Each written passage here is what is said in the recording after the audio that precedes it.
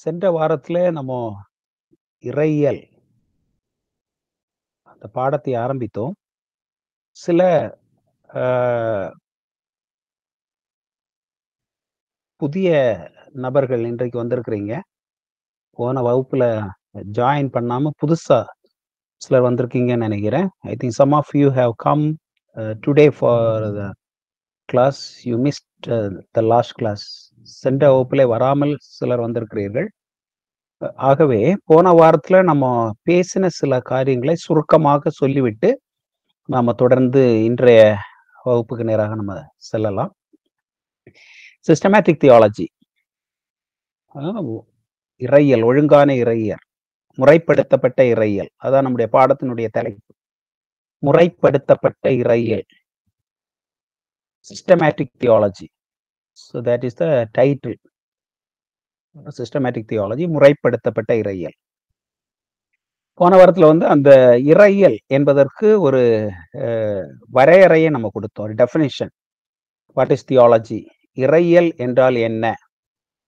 So இறையியல் என்றால் இரண்டு வார்த்தைகளினால் சேர்ந்து உருவாகி இருக்கிறது. இறை பிளஸ் இயல். இறை என்பது தேவன், இறைவன். இயல் என்பது படிப்பு. ஸோ இறைவனை பற்றிய படிப்பு, அதான் இறையியல். தேவனை பற்றிய புரிதல், தேவனை பற்றி நம்ம விளங்கிக் கொள்ளுவது, கற்பது, அதான் இறையியல். இது கிரீக் வார்த்தையிலிருந்து வந்ததாக காணப்படுகின்றது. கிரீக் மொழியில இரண்டு வார்த்தைகள் தான் அங்கேயும். ஒன்று தியோஸ். தியோஸ் என்பது காட், இறைவன், தேவன். தியோஸ்னா இறைவன், தேவன். இன்னொன்னு லாகோஸ். லோகோஸ் போன வாரத்துல நம்ம குறிப்பிட்டது தான். ஸோ ரொம்ப நேரம் அதுக்காக நான் ஸ்பெண்ட் பண்ண விரும்பல. புதிதாக வந்திருக்கிறவங்க தயவு செய்து அதை நோட் பண்ணிக்கோங்க. So logos plus theos, theos plus logos, THEOS, theos plus logos, LOGOS. இந்த ரெண்டு வார்த்தை சேர்ந்துதான் இறையியல். Study of God, understanding about God, reflection on God, talking about God, அதான் அதனுடைய அர்த்தம்.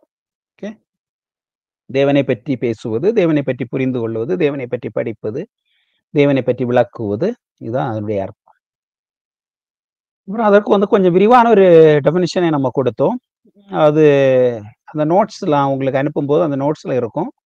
அதை மறுபடியும் நம்ம அதுக்கு ரொம்ப நேரம் எடுக்கணும், அதுக்குள்ள நான் போக விரும்பல. அந்த definition of theology, detail definition of theology போன வகுப்புல நம்ம அதை எக்ஸ்பிளைன் பண்ணோம். ஒரே வார்த்தையில சொல்லுவோம் என்று சொன்னால், Christian theology is the study of the ground,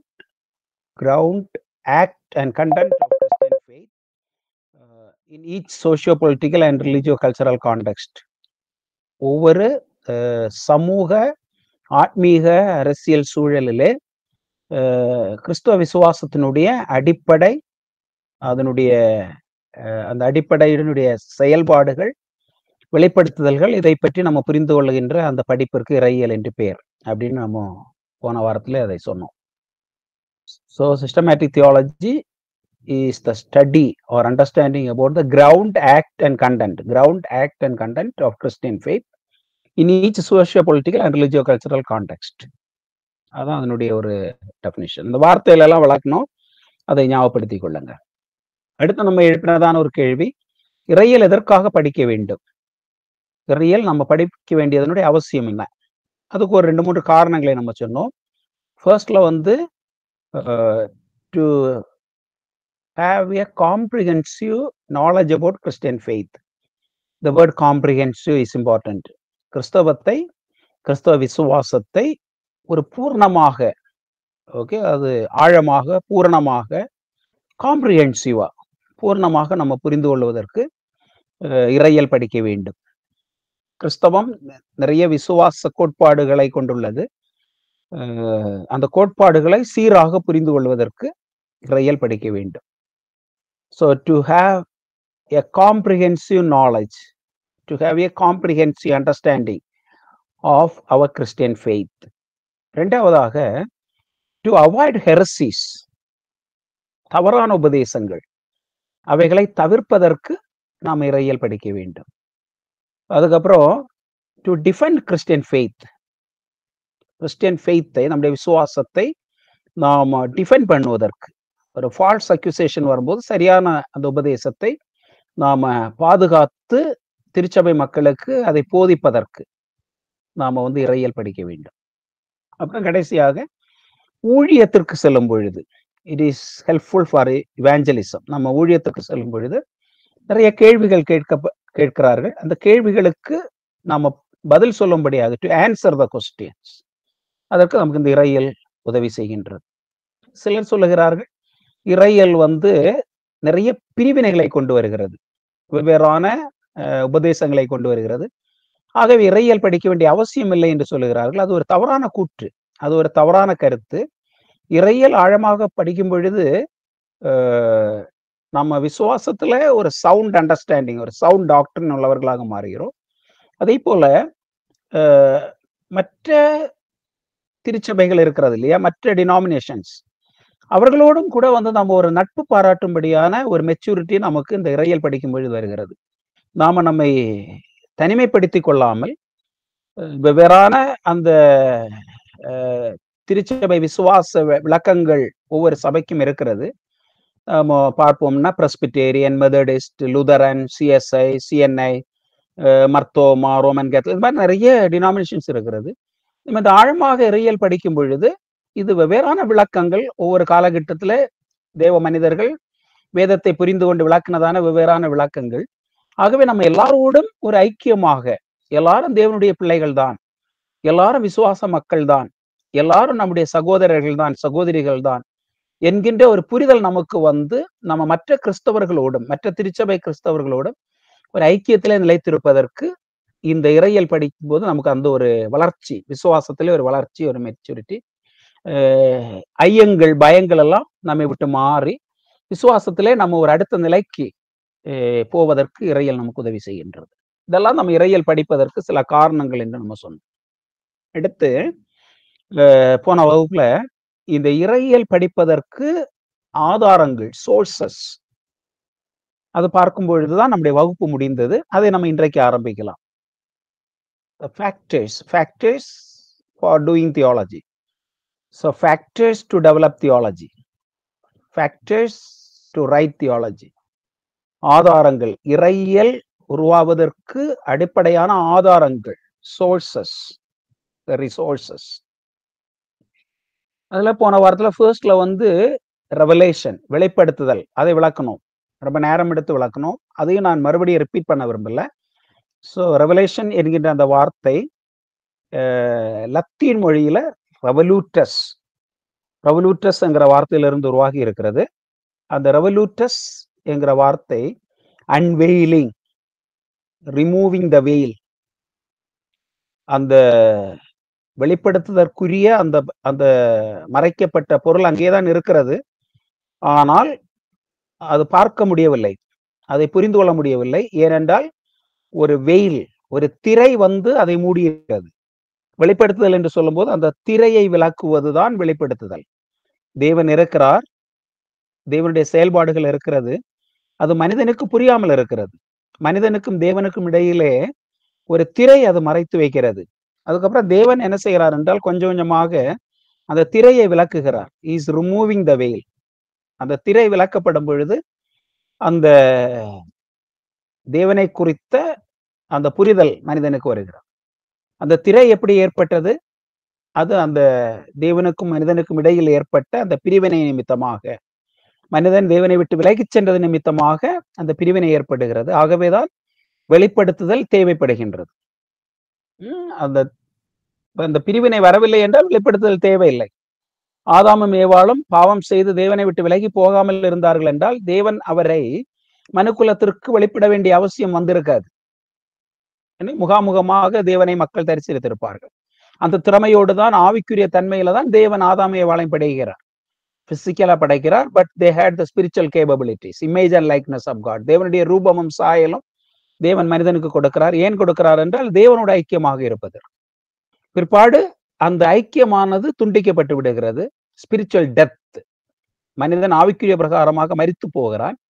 ஆகவேதான் அந்த தேவனுடைய வெளிப்படுத்துதல் மனிதனுக்கு தேவைப்படுகிறது, அவன் தேவனை குறித்து அறிந்து கொள்வதற்காக. அப்புறம் அதுல 2 வெளிப்படுத்துதல் இருக்கிறது அப்படின்னு நம்ம சொன்னோம். ஒன்று ஒரு பொதுவான வெளிப்படுத்துதல். இயற்கையிலே தேவன் தம்மை வெளிப்படுத்தி இருக்கிறார். மனிதனுடைய மனசாட்சியிலே தேவன் தம்மை வெளிப்படுத்தி இருக்கிறார். உலக சரித்திரத்திலே தேவனுடைய வெளிப்படுத்துதல்கள், நிகழ்வுகள், தேவன் ஒருவர் இருக்கிறார் என்பது சரித்திரமும் நம்ம உற்று பார்க்கும் பொழுது தேவனுடைய செயல்களை வெளிப்படுத்துகிறது என்று பார்த்தோம். இது 3ம் ஒரு பொதுவான வெளிப்படுத்துதல். அப்புறமாக ஸ்பெசிபிக் ரெவலேஷன், ஒரு தனிப்பட்ட வெளிப்படுத்துதல். தேவன் ஒரு குறிப்பிட்ட முறையிலே தம்மை வெளிப்படுத்துகிறார். அது நம்ம வேதத்துல பார்க்கும் பொழுது தேவன் ஆபிரகாமை அழைக்கிறார். ஆபிரகாமின் மூலமாக உடன்படிக்கை ஏற்படுத்தி ஆபிரகாம், மோசே, பிற்பாடு தீர்க்கதரிசிகள், ஆண்டவராகிய இயேசு கிறிஸ்து ஒரு பரிபூர்ணமான வெளிப்படுத்துதல். கிறிஸ்துவுக்குள்ளாக தேவனை குறித்த முழுமையான பூர்ணமான ஒரு வெளிப்படுத்தல் நமக்கு கிடைக்கின்றது. அந்த வெளிப்படுத்தல்கள் தான் நமக்கு இறையியல் உருவாக்கத்திற்கு அடிப்படையான ஆதாரமாக காணப்படுகிறது. So revelation is the fundamental source for developing theology. Okay. ரெண்டாவதாக ஸ்கிரிப்சர், வேதாகமம். முதல்ல வெளிப்படுத்துதல், இரண்டாவது வேதாகமம், ஸ்கிரிப்சர், வேதாகமம். இந்த வேதாகமம் என்பது தேவனுடைய வெளிப்படுத்துதல் அடங்கின அந்த நூல் தான் வேதாகமம். ஸோ வெளிப்படுத்துதல் இருக்கிறது. அந்த வெளிப்படுத்துதல்கள் ஒரு ரிட்டன் ரெக்கார்ட்ஸ், எழுதப்பட்ட தேவனுடைய வெளிப்படுத்துதல்கள் தான் இந்த வேதாகமம். ஸோ இந்த வேதாகமம் இறையியலிலே நமக்கு அடிப்படையாக காணப்படுகிறது. ஸோ வெளிப்படுத்துதலும் இந்த வேதாகமும் இறையியல் உருவாக்கத்திற்கு அடிப்படை ஆதாரங்களாக காணப்படுகிறது, பிரதான காரணங்களாக காணப்படுகின்றது. So scripture is the written revelation of God, இல்லையா, written word of God. Okay.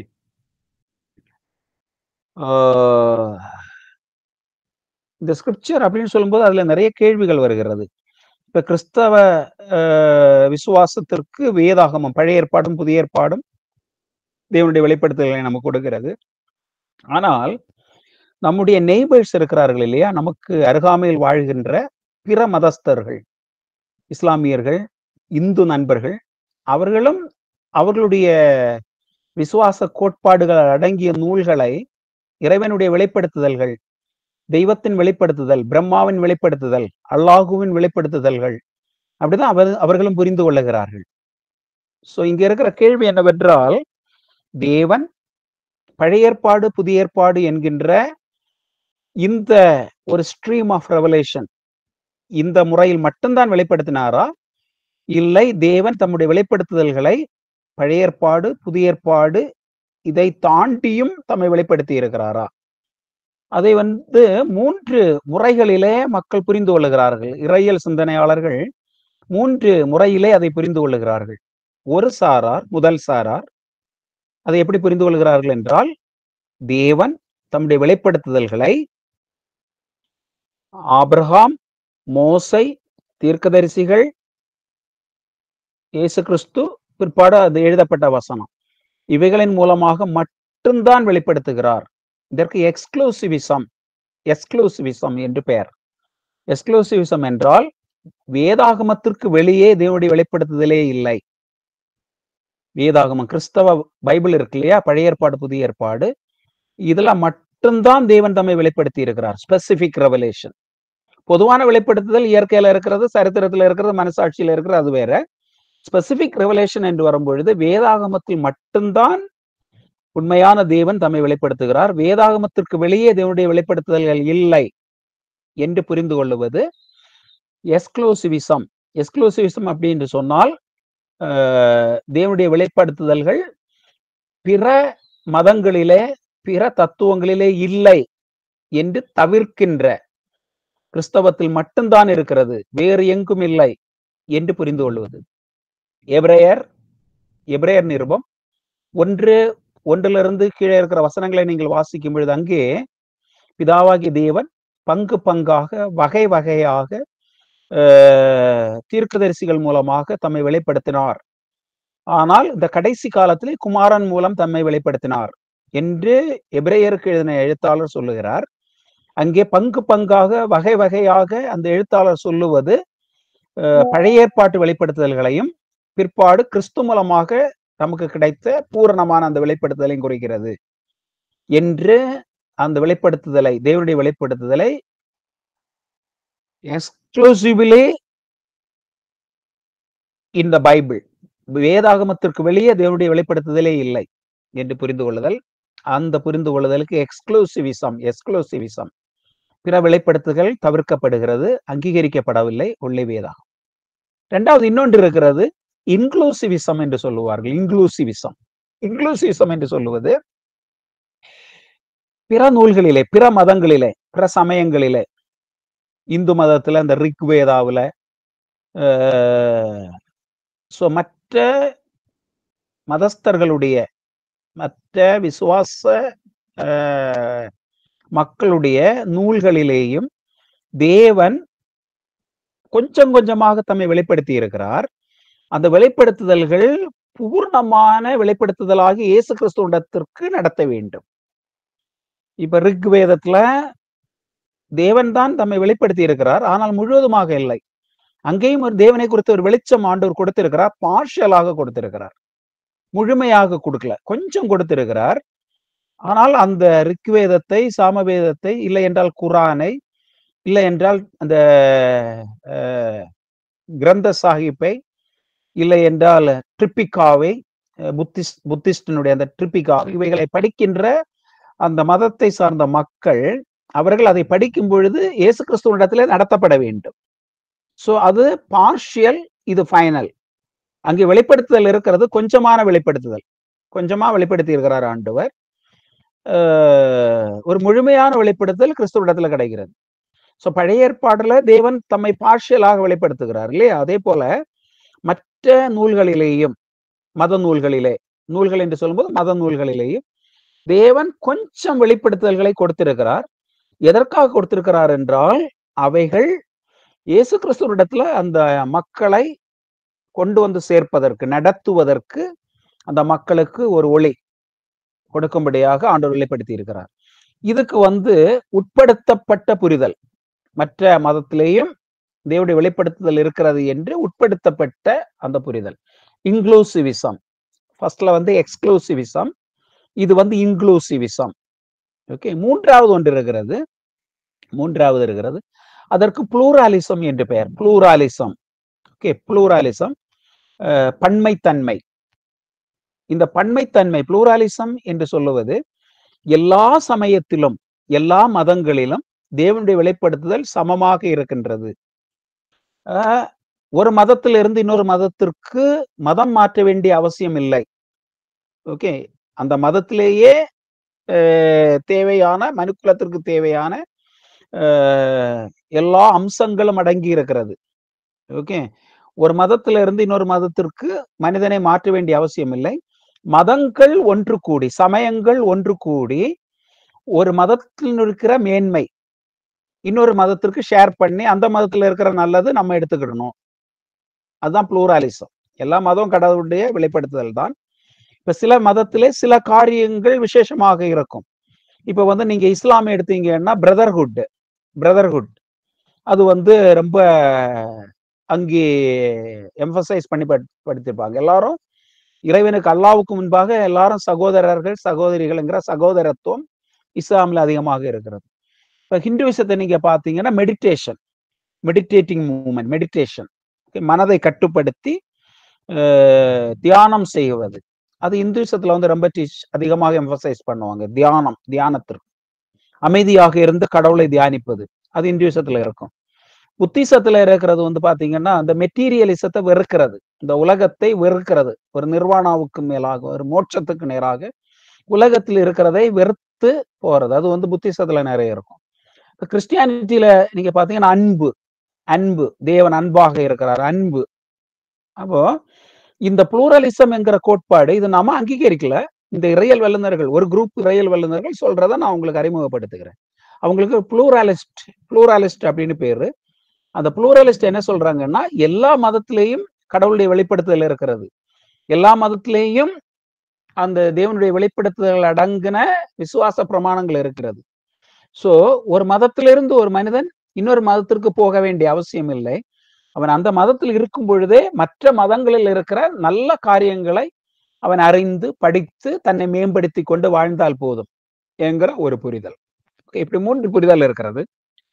இதுல நாம் பர்சனலாக எடுக்கிறது வந்து ஃபர்ஸ்ட்.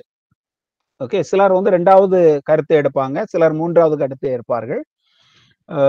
இறையல் ஆசிரியர்கள் கூட இந்த 3 கருத்து எடுக்கிறவர்கள் இருக்கிறார்கள். ஓகே, நான் பர்சனலாக வந்து என்னுடைய நம்பிக்கை என்னவென்றால், தேவன் இந்த உலகத்திலே தம்முடைய பொதுவான வெளிப்படுத்துதலை கொடுத்திருக்கிறார். ஆனால் தேவனுடைய அந்த தனிப்பட்ட வெளிப்படுத்துதல் வேதத்தின் மூலமாக, பழைய ஏற்பாடு புதிய ஏற்பாடு என்கின்ற அந்த வேதத்தின் மூலமாக மட்டும்தான் மனுக்குலத்திற்கு கிடைத்திருக்கின்றது. அப்ப நீங்க கேட்கலாம், அப்ப மற்ற மதங்களில் இருக்கின்ற அந்த நல்ல கருத்துக்கள் அதெல்லாம் எப்படி வந்துச்சு? அது எப்படி வந்துச்சுன்னா, தேவன் மனிதனை படைத்த போது தேவன் மனிதனுக்கு அவருடைய ரூபமும் சாயலும் கொடுக்கிறார், அவருடைய ஆவியை கொடுக்கிறார். அப்போ மனிதன் பாவம் செய்து தேவனை விட்டு விலகின போதும் மனிதனுக்குள்ளாக அந்த ஒரு தெய்வீக சிந்தை அவனுக்கு இருக்கிறது. தேவனை பற்றிய ஒரு, ஏன்னா தேவனிடத்திலிருந்து வந்த ரூபம் சாயலும் தானே, தேவனுடைய கரத்தின் கிரியை தானே இந்த மனிதன். அப்போ அந்த மனிதனுக்கு தேவனை பற்றி ஒரு எண்ணம் இருக்கிறது, ஒரு உணர்வு இருக்கிறது. நான் முதல்ல சொன்ன மாதிரி அந்த மனிதனுடைய மனசாட்சிக்குள்ள தேவனுடைய ஒரு வெளிப்படுத்தல் இருக்கிறது. அதை வைத்து அவன் தேவனை தேடுகிறான். அதை வைத்து தேவனை தேடி அவன் சில கருத்துக்களை எழுதுகிறான். ஓகே, அப்படிதான் நம்ம அதை பார்க்க வேண்டுமே தவிர, தேவன் வெளிப்படுத்தினார் என்கின்ற தேவனுடைய வெளிப்படுத்துதல்கள் அதுல இருப்பதாக நம்ம அங்கீகரிக்க முடியாது. வேதத்துல மட்டும்தான் அந்த தேவனுடைய வெளிப்படுத்துதல் இருக்கிறது என்பது நம்முடைய புரிதல். சோ இங்கே கிறிஸ்தவ இறையியலை நம்ம உருவாக்கம் செய்வதற்கு பழைய ஏற்பாடு புதிய ஏற்பாடு அடங்கிய இந்த 66 நூல்களும் நமக்கு ரொம்ப அடிப்படையாக இருக்கிறது. எல்லா உபதேசங்களுக்கும் அடிப்படை வேதாகமம் தான், பைபிள் தான். அந்த பைபிள் தான் இறையியல் உருவாக்கத்திற்கு அடிப்படையாக இருக்கு. மூன்றாவது ஆதாரம், முதல் ஆதாரம் வெளிப்படுத்துதல், 2வது ஆதாரம் கர்த்தருடைய வசனம், வேதாகமம். 3வது அனுபவம், எக்ஸ்பீரியன்ஸ், அனுபவம். ஓகே, ஒருவருடைய இறையியலை உயிருள்ளதாக மாற்றுவது அவர் வேதத்தை படிக்கின்ற அந்த படிப்பு மட்டுமல்ல, தேவனுடைய வெளிப்படுத்துதலை பற்றி உள்ள புரிதல் மட்டுமல்ல, அவருடைய வாழ்க்கையிலே தேவனை அனுபவித்த அனுபவங்களும் அவருடைய சிந்தனை உலகத்தை வெகுவாக ஒரு தாக்கத்தை ஏற்படுத்துகிறது. அந்த அவருடைய சிந்தனையை ரொம்ப இன்ஃப்ளூயன்ஸ் பண்றது, அந்த தாக்கத்தை ஏற்படுத்துவது அவருடைய ஆவிக்குரிய அனுபவங்கள். இப்ப அந்த அனுபவங்கள் அப்படின்னு நம்ம சொல்லும் பொழுது அதுல 2 வகையான அனுபவங்கள் இருக்கிறது. ஒன்று ஒரு தனிப்பட்ட நபருடைய ஆவிக்குரிய அனுபவம், ஒரு நபருடைய அனுபவம். இன்னொன்று ஒரு சமூகத்தினுடைய ஆவிக்குரிய அனுபவம். ஓகே, ஒரு சமூகத்தினுடைய ஆவிக்குரிய அனுபவம். அதை நான் வந்து ஒரு எக்ஸாம்பிள்ஸோட விளக்குகிறேன், உதாரணத்தை சொல்லி விளக்குகிறேன். இப்போ இஸ்ரவேல் ஜனங்கள் செங்கடல்ல வர்றாங்க. செங்கடல்ல வரும்பொழுது அந்த செங்கடல் முழுவதுமாக பிரிகிறது. அந்த மக்கள், லட்சக்கணக்கு மக்கள் அந்த செங்கடல்ல நடந்து கிராஸ் பண்றாங்க. அது வந்து ஒரு தனிப்பட்ட நபருடைய ஒரு எக்ஸ்பீரியன்ஸ் அல்ல. அந்த மக்கள் எல்லாருமே அந்த அனுபவத்தின் வழியாக கடந்து போயிருக்கிறார்கள். சோ அது ஒரு கார்ப்பரேட் எக்ஸ்பீரியன்ஸ். அந்த இஸ்ரவேலர்களுடைய விசுவாசத்தை பிற்பாடு உருவாக்கின அந்த உருவாக்கத்திற்கு அவர்கள் கடந்து சென்ற அனுபவங்கள் தான் அடிப்படையாக அமைகின்றது. நீங்க அந்த ஓல்ட் டெஸ்டமெண்ட் தியாலஜி நீங்க படிக்கும் பொழுது, பழைய ஏற்பாட்டு இறையியல் படிக்கும் பொழுது, அந்த பழைய ஏற்பாட்டு இறையியலுக்கு அஸ்திபாரமாகவும் ஆதாரமாகவும் இருப்பது அந்த மக்கள் தேவனை எப்படி அனுபவித்தார்கள் அவர்களுடைய வாழ்க்கையில, சமூகமாக, ஒரு நேஷனாக, ஒரு நாடாக. ஓகே, அவர்கள் எப்படி அதை அனுபவித்தார்கள். இது ஏன் முக்கியம் என்று சொன்னால், இது ஏன் பிரதானம் என்று சொன்னால், நீங்க அறிவை பற்றி புரிந்து கொள்ளும் பொழுது, அறிவு, நாலேஜை பற்றி படிக்கும் பொழுது, அதுல ஒரு 3-4 வகையான அறிவு வகைகள் இருக்கிறது. knowledge. There are different kinds of knowledge. Okay. வெவ்வேறான வகை அறிவுகள் இருக்கிறது. ஓகே, சில வகை அறிவுகள். அதுல முதல் வகை ஆப்ஜெக்டிவ் நாலேஜ் அப்படின்னு சொல்லுவாங்க. Objective knowledge. இந்த ஆப்ஜெக்டிவ் நாலேஜ் அப்படின்னு சொன்னா நம்முடைய மனது நம்ம வந்து பேசிக்கொண்டிருந்த அந்த இறையியல் ஆதாரங்கள், இறையியல் உருவாக்கத்திற்கு ஆதாரங்கள். அதுல மூன்றாவது ஆதாரம் அனுபவங்கள், ஆவிக்குரிய அனுபவங்கள். அது நம்முடைய தேவனை குறித்த புரிதல்களை நமக்கு என்ன செய்கிறது, வெகுவாக அந்த தாக்கத்தை உருவாக்குறது. நம்முடைய சிந்தனைகளுக்கு அது அடிப்படையாக அமைகின்றது. அப்ப அந்த அனுபவங்கள் அப்படின்னு நம்ம சொல்லும் பொழுது 2 வகையான அனுபவங்கள் இருக்கின்றது. ஒன்று ஒரு தனிப்பட்ட நபருடைய ஆவிக்குரிய அனுபவம், இன்னொன்று ஒரு சமூகத்தினுடைய ஆவிக்குரிய அனுபவங்கள். ஓகே, இப்போ பழைய ஏற்பாட்டு இறையியலை நம்ம படிக்கும் பொழுது அந்த இஸ்ரவேல் மக்கள் அனைவருமாக சேர்ந்து அவர்களுடைய வாழ்விலை அனுபவித்த அந்த ஆவிக்குரிய அனுபவங்கள் அந்த மக்களுடைய இறை கோட்பாடுக்கு, இறை நம்பிக்கைக்கு ஆதாரமாக, அஸ்திபாரமாக அமைந்திருக்கிறது. அதான் நம்ம சொன்னோம். சொல்லிட்டு அப்புறம் வந்து நம்ம கொஞ்சம் ஒரு டிவியேட் பண்ணோம். என்ன டிவியேட் பண்ணோம்னா, அறிவு. அந்த அறிவு என்று சொல்லும்போது வெவ்வேறான வகை அறிவு இருக்கிறது. Different types of knowledge. Okay, வெவ்வேறான வகை அறிவுகள் இருக்கின்றது. அப்ப அதுல முதல் நாலேஜ், முதல் வகை நாலேஜ் என்று சொல்லும் பொழுது ஆப்ஜெக்டிவ் நாலேஜ் அப்படின்னு சொல்லுவாங்க. Objective knowledge. இந்த ஆப்ஜெக்டிவ் நாலேஜ் என்று சொல்லும் பொழுது அதிலே 2 வகைப்படுத்தப்படுகிறது. ஒன்று நம்முடைய ஐம்புலங்கள். அந்த ஐம்புலங்கள் ஒரு பொருளை தொடும்போதோ, பார்க்கும் பொழுதோ, கேட்கும் பொழுதோ, உணரும் பொழுதோ அப்படி நமக்கு வருகிற அந்த அறிவு, அது வந்து ஆப்ஜெக்டிவ் நாலேஜ் என்று சொல்லுவார்கள். இந்த நாலேஜ் தான் நீங்க பாத்தீங்கன்னா விஞ்ஞான ரீதியிலே அங்கீகரிக்கப்பட்ட நாலேஜ். ஓகே, இது வந்து ஆப்ஜெக்டிவ் நாலேஜ் எப்பவுமே அங்கீகரிக்கப்பட்ட ஒரு அறிவியல் அறிவு. ஓகே, அது வந்து அதுக்கப்புறம் ஆராய்ச்சி செய்து அதனுடைய வகைகள், பிரிவுகள் அதெல்லாம் படிக்கலாம். But objective knowledge is the first category. அது ஒரு அங்கீகரிக்கப்பட்ட நுண்ணறிவு. ஓகே, அங்கீகரிக்கப்பட்ட நுண்ணறிவு.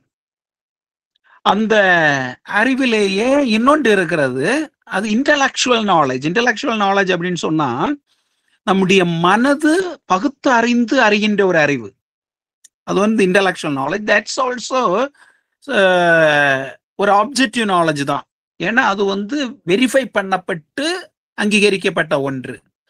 அது வந்து ஆப்ஜெக்டிவ் நாலேஜ் கிடையாது, ரேஷனல் நாலேஜ். ரேஷனல் நாலேஜ் நம்ம வந்து அதையும் அங்கீகரிக்கிறோம். அதுக்கப்புறம் சப்ஜெக்டிவ் நாலேஜ் என்று ஒன்று இருக்கிறது. Subjective knowledge. இந்த சப்ஜெக்டிவ் நாலேஜ் என்று சொல்லும் பொழுது அது வந்து நம்ம வந்து மற்றவர்கள் அங்கீகரிக்கும்படியாக அதை விளக்க முடியாது. அது ஒருவருடைய அனுபவம், அது அவருக்கு அறிவாக மாறுகிறது. அது நம்ம சாட்சின்னு சொல்லுவோம்.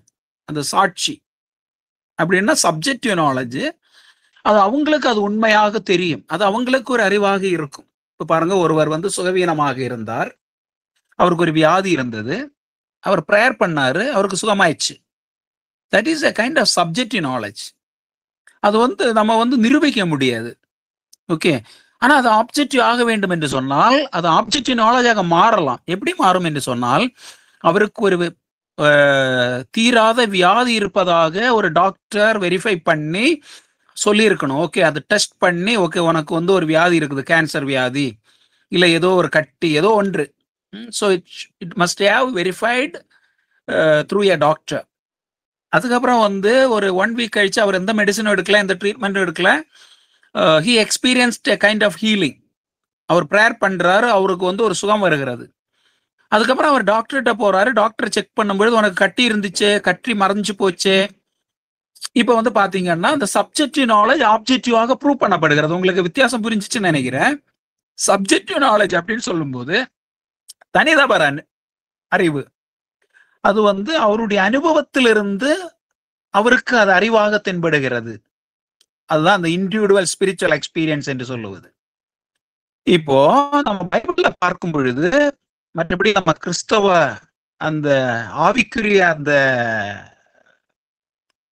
சரித்திரத்துல அந்த புரிதலை நம்ம பார்க்கும் பொழுது, இந்த இறையியல் உருவாக்கத்திற்கு இது ரெண்டும் பங்கு வகிக்கிறது என்றாலும், இந்த கம்யூனிட்டி எக்ஸ்பீரியன்ஸ் இருக்கு இல்லையா, கம்யூனிட்டி எக்ஸ்பீரியன்ஸ், அது வந்து it could be authenticated as objective knowledge. இப்ப ஃபார் எக்ஸாம்பிள், இயேசு கிறிஸ்து உயிர்த்தெழுந்தார், சிலர் வந்து அவரை தரிசித்தார்கள் அப்படின்னு சொல்லப்படுகிறது. அது வந்து ஆக்சுவலா வந்து ஒரு தனி நபருக்கு மட்டுமல்ல. இயேசு கிறிஸ்து உயிர்த்தெழுந்தார் என்கின்ற அந்த அனுபவமானது, அந்த அறிவானது ஒரு தனி நபருக்கு மட்டும் கிடைச்சு அவர் மட்டும் பார்த்துட்டு வந்து சொல்லல. இங்கே ஒரு கம்யூனிட்டி 120 பேரு, 11 பேரு, அப்புறம் 120 பேரு, அவங்க எல்லாருமே உயிர்த்தெழுந்த இயேசுவை பார்த்திருக்கிறார்கள், அநேகர் தொட்டார்கள். It became the experience of the community. அந்த கம்யூனிட்டி எக்ஸ்பீரியன்ஸ் ஆனபடியினால அது என்னவாக மாறுகிறது என்றால், it can be authentic knowledge. அது ஒரு அங்கீகரிக்கப்பட்ட ஆப்ஜெக்டிவ் நாலேஜா அங்கீகரிக்கப்படுகிறது. ஒருத்தர் சொன்னாருன்னா அது அவருக்கு ஒரு ஒரு பிரமை ஏற்பட்டுருச்சு, அவருக்கு ஒரு பிரமை ஏற்பட்டு அந்த பிரமையினால அவர் சொல்றாரு அப்படின்னு கூட சொல்லலாம். ஆனால் இங்கே ஒரு சமூகமே அதை என்ன செய்திருக்கிறது, அதை அவங்க அனுபவித்திருக்கிறார்கள்.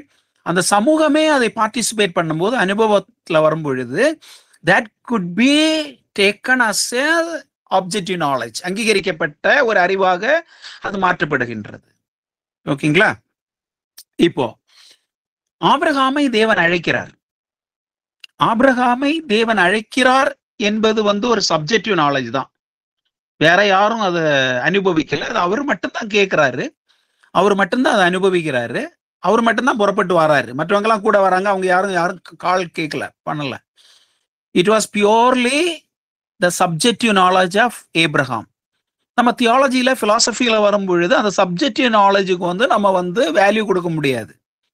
இட் குட் நாட் பி, அது அவருக்கு நாலேஜ், அது இன்னொருத்தருக்கு வந்து அது ஒரு எக்ஸ்பீரியன்ஸ், அவருடைய ஒரு எக்ஸ்பீரியன்ஸ். அது அவர் நிஜமாகவே ஆண்டவர் அவரை அழைச்சாரா, அவர் கேட்டாரா, இல்லை அவருக்கு மனசுல ஏதோ ஒன்று தோணிருச்சா, அப்படி கூட அதை இன்டர்பிரேட் பண்ணலாம் இல்லையா?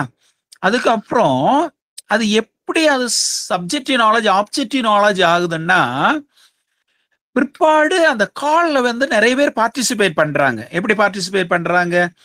சாரா பார்ட்டிசிபேட் பண்றா.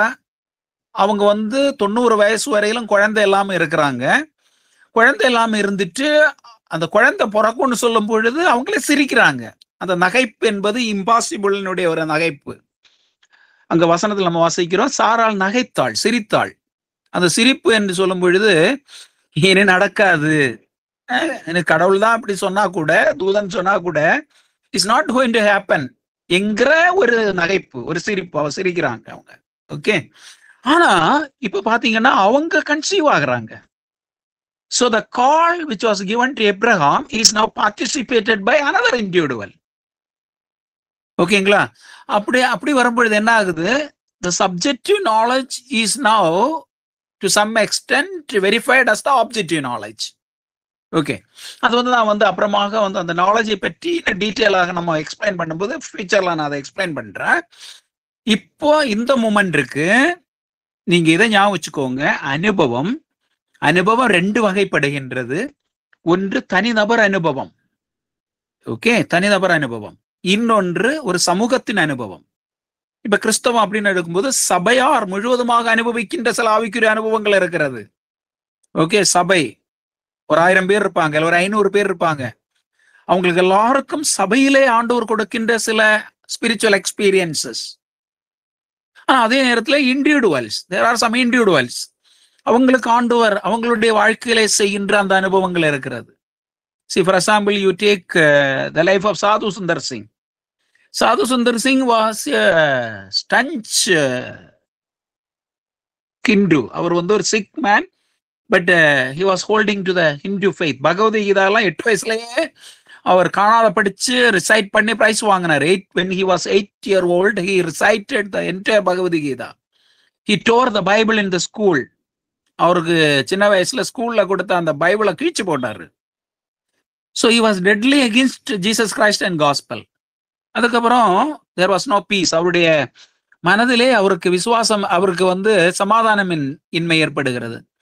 ஒரு பொருளற்ற வாழ்க்கை, ஒரு மீனிங் இல்லாத ஒரு வாழ்க்கை, அர்த்தம் இல்லாத ஒரு வாழ்க்கை, ஓகே, சமாதானம் இல்லாமல் போகிறது. ஒரு தீர்மானம் எடுக்கிறாரு, கடவுள்னு ஒருத்தர் இருந்தாருன்னா அவர் என்னோட பேசணும், இல்லைன்னா I am going to commit suicide.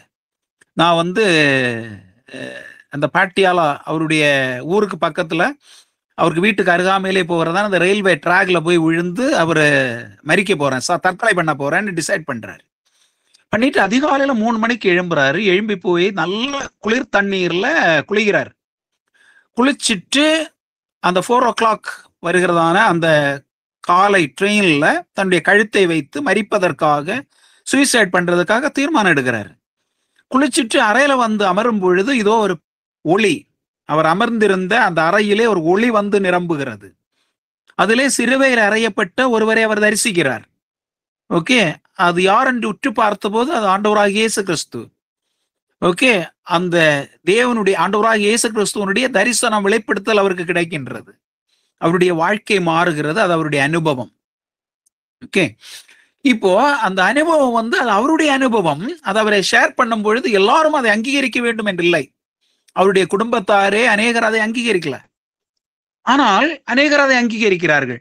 ஒரு சப்ஜெக்டிவ் நாலேஜ் என்று சொல்லும் பொழுது அது ஒரு இண்டிவிஜுவல் நாலேஜ் ஆக இருந்தா that cannot be objectively scientifically accepted.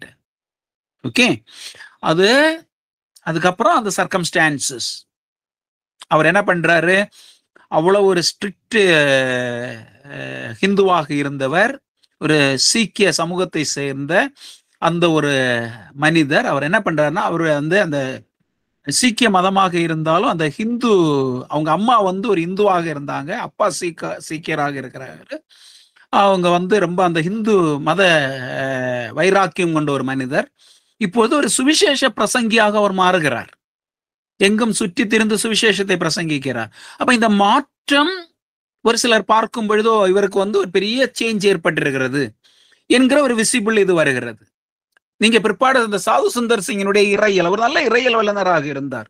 இறையலை பார்க்கும் பொழுது அவருடைய இறையல் முழுவதுமே அவருடைய தனிப்பட்ட வாழ்க்கையில அனுபவித்த அந்த ஆவிக்குரிய அனுபவம் தான் அவருடைய ஆவிக்குரிய சிந்தையை உருவாக்கி இருக்கிறது. நீங்க அவருடைய நூல் at the feet of the master, எஜமானுடைய பாதத்தில் என்று அழகிய ஒரு நூல் எழுதியிருக்கிறார், at the feet of the master. அதுக்கப்புறம் கிராஸ், சிலுவை பற்றிய ஒரு நூல் அவர் எழுதியிருக்கிறார். அவருடைய அந்த இறையியல் நூல்களில் எல்லாமே நீங்க பாத்தீங்கன்னா அவருடைய தனிப்பட்ட வாழ்க்கையிலே அவர் அனுபவித்த அந்த அனுபவம் தான் அவருடைய சிந்தையை உருவாக்கி இருக்கிறது. சோ இதுல இருந்து நான் என்ன சொல்ல விரும்புகிறேன் என்றால், நாம வேதத்தை படிப்பது மாத்திரம் அல்ல, வேதத்தை படிப்பது இறையியலுக்கு ரொம்ப முக்கியம்தான். ஆனால் நம்முடைய வாழ்விலே நாம் அனுபவிக்கின்ற அந்த அனுபவங்களும் நம்முடைய சிந்தனைகளை, நம்முடைய இறை விசுவாசத்தை உருவாக்குகின்ற ஒரு காரணியாக காணப்படுகின்றது. ஓகேங்களா? சோ அது நம்ம வேதத்துல பார்க்கும்போது நிறைய தேவ மனிதர்களுடைய வாழ்க்கையில அப்படிதான். இப்ப மோசஸ், அவர் அந்த சினாய் மலையில அந்த ஆடுகளை மேய்த்து கொண்டு ஒரே மலையில வாராரு, அங்கு தரிசனம் கிடைக்கிறது, அவர் பாக்குறாரு, அதை அவர் மட்டும்தான் பாக்குறாரு, வேற யாருமே பார்க்கல. அவருக்கு பர்சனல் எக்ஸ்பீரியன்ஸ். நிறைய பேர் அதை ரிஜெக்ட் கூட பண்ணலாம். Okay, because it was an individual experience. அதுக்கப்புறம் அது எப்படி மக்கள் அதை அக்செப்ட் பண்றாங்கன்னா, they are seeing, என்ன பாக்குறாங்க, திருப்பி அவங்க எகிப்துல இருந்து வராங்க. எகிப்துல இருந்து வரும் பொழுது அதே சீனாய் மலையில தேவனுடைய அந்த பயங்கரமான மகிமையின் அந்த பிரசன்னத்தை அவங்க பாக்குறாங்க. அவங்களே சொல்றாங்க, ஆண்டவர் எங்களோட பேச வேண்டாம், மோசையோட பேசினா போதும், நாங்க செத்துருவோம். So it became a community experience. So அன்புக்குரியவர்களே, இந்த இறையியல் உருவாக்கத்திற்கு எவிடன்ஸ் இஸ் இம்பார்ட்டன்ட். ஆதாரங்கள் முக்கியம். இந்த ஆதாரங்கள், அனுபவங்கள் தான். ஓகே, வசனங்கள் ஆதாரமாக இருக்கிறது, தேவனுடைய வெளிப்படுத்துதல் ஆதாரமாக இருக்கிறது, அனுபவங்களும் ஆதாரமாக மாறுகிறது. இந்த அனுபவங்கள் ஆதாரங்களாக மாறுவது எப்போது என்று சொன்னால், ஒரு சமூகத்தின் அனுபவம் அது ஒரு ஆதாரமாக அங்கீகரிக்கப்படுகிறது. ஒரு தனிநபருடைய அனுபவம் அது ஒரு அங்கீகரிக்கப்பட்ட அனுபவமாக மாற வேண்டும் என்று சொன்னால், அதோடு இணைந்து வருகின்ற மற்ற நிகழ்வுகள், அந்த நிகழ்வுகள் என்ன செய்கிறது என்று சொன்னால் இந்த அனுபவத்தை வெரிஃபை பண்றது. ஓகே, இப்ப ஆண்டவராகிய இயேசு கிறிஸ்துவுடைய அந்த உயிர்த்தெழுதலை பற்றி நான் சொன்னேன் இல்லையா? அந்த உயிர்த்தெழுதலை பாருங்களேன். இந்த சீஷர்கள் எல்லாரும் பயந்து நடுங்கி அறை வீட்டுக்குள்ள அமர்ந்திருக்கிறாங்க. அப்புறம் பாத்தீங்கன்னா ஃபியூ டேஸ் கழிச்சு தைரியமா போய் பிரசங்கம் பண்றாங்க. நீங்கள் சிலுவையில அறைந்த அந்த இயேசுவை பாருங்க. ஒரு சாதாரண ஒரு சகோதரி இடத்துல தாக்கு பிடிக்க முடியாம அந்த பேதுரு வந்து அப்படியே சபிக்கிறாரு, சாவோடுறாரு, எனக்கு தெரியாதுன்னு சொல்றாரு. மீன் பிடிக்க போறாங்க, பயந்து வீட்டுக்குள்ள உட்கார்ந்துட்டு இருக்கிறாங்க. இதே மனுஷங்க தான், இதே நபர்கள் தான் இப்பொழுது தைரியமாக பப்ளிக்ல வந்து சினகாக்ஸ்ல தேவனுடைய ஆலயத்திற்கு முன்னாடி நின்று தைரியமாக பிரசங்கம் பண்றாங்க. என்ன பிரசங்கம் பண்றாங்க?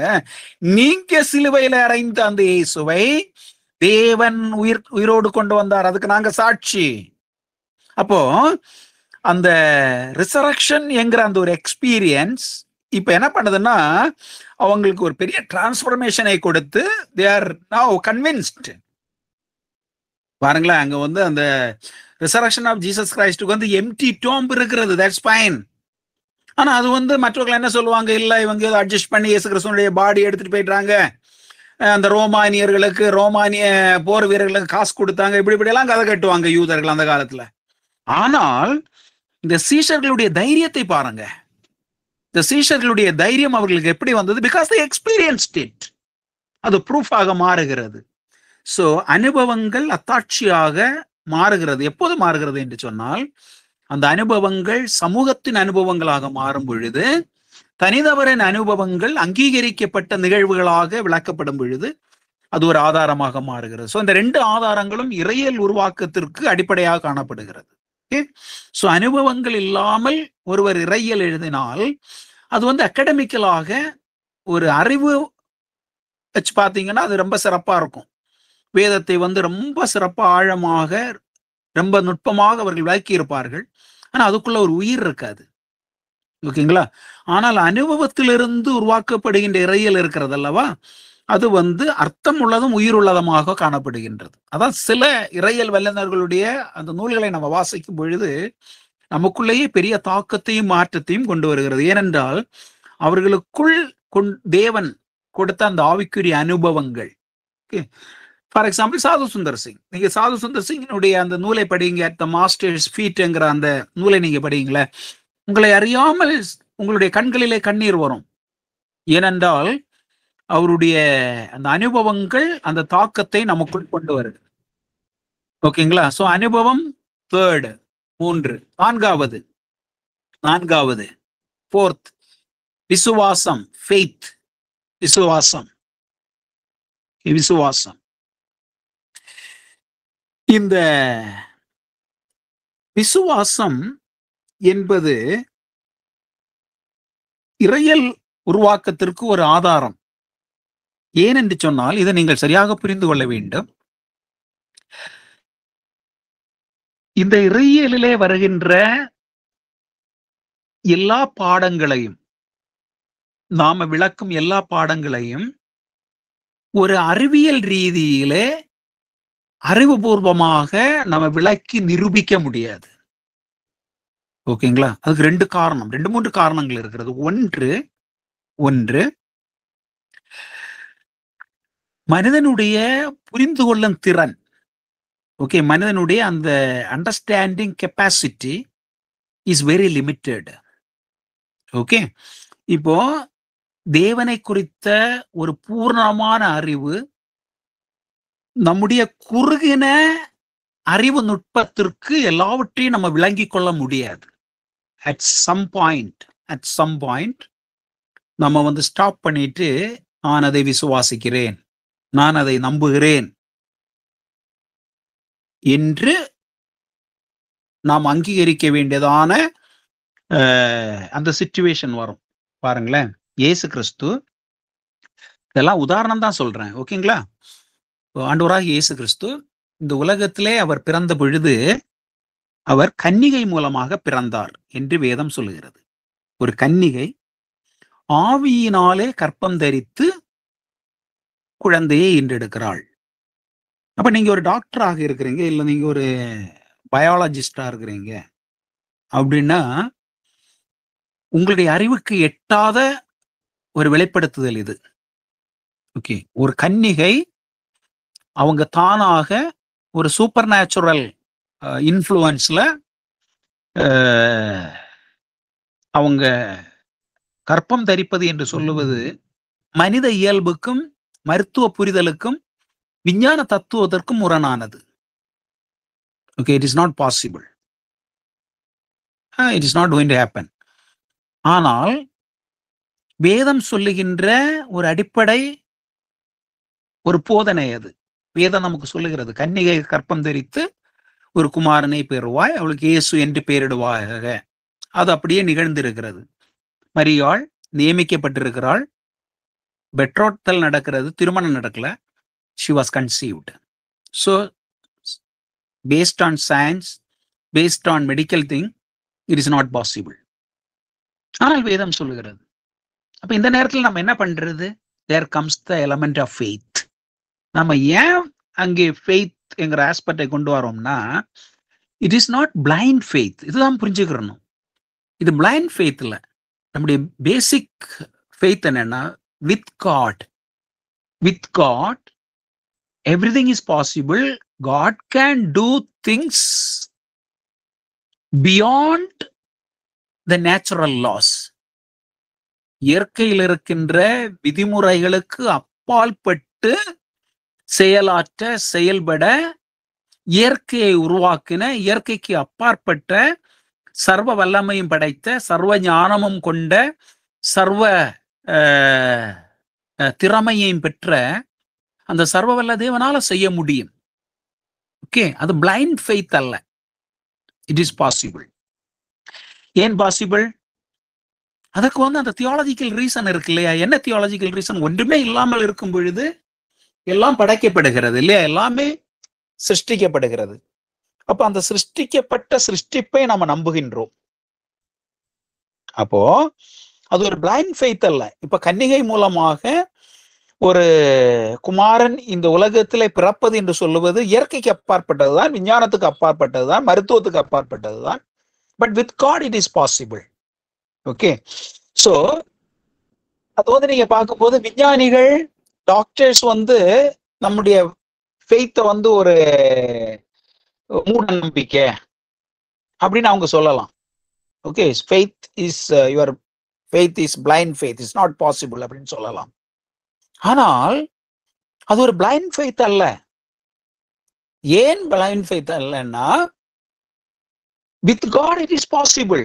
ஏன்னா படைக்கப்பட்டது, அவர் சிருஷ்டிகராக இருக்கிறார்.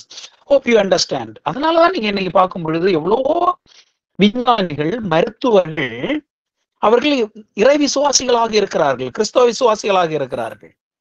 வளர்ச்சியுற்ற நாடுகளிலே, நல்ல பெரிய பல்கலைக்கழகங்களிலே இன்றைக்கு பேராசிரியர்களாக இருக்கின்ற அநேக விஞ்ஞானிகள், அவர்கள் விஞ்ஞான ரீதியிலே இது சாத்தியமில்லை என்பது அவர்களுக்கு தெரியும். ஆனாலும் அவர்கள் இந்த நம்பிக்கை உள்ளவர்களாக இருக்கிறார்கள். அதற்கு காரணம் என்னவென்று சொன்னால், தேவனால் அது சாத்தியமே, தேவனால் அது சாத்தியமே என்பதுதான் அவர்கள் அங்கீகரிப்பதற்கு காரணம். சோ இந்த இறையியல் நம்ம உருவாக்கும் பொழுது விசுவாசம் என்கின்ற ஒரு ஆதாரம், அஸ்திபாரம், இது ஒரு அஸ்திபாரத்தை போன்றது. அது ரொம்ப முக்கியமான ஒரு ரிசோர்ஸாக காணப்படுகிறது. So faith, okay, விசுவாசம். நீங்க யாரோ கேள்வி கேட்கறீங்க? you can ask the question. Yes, கேட்கலாம், கேள்வி கேளுங்க.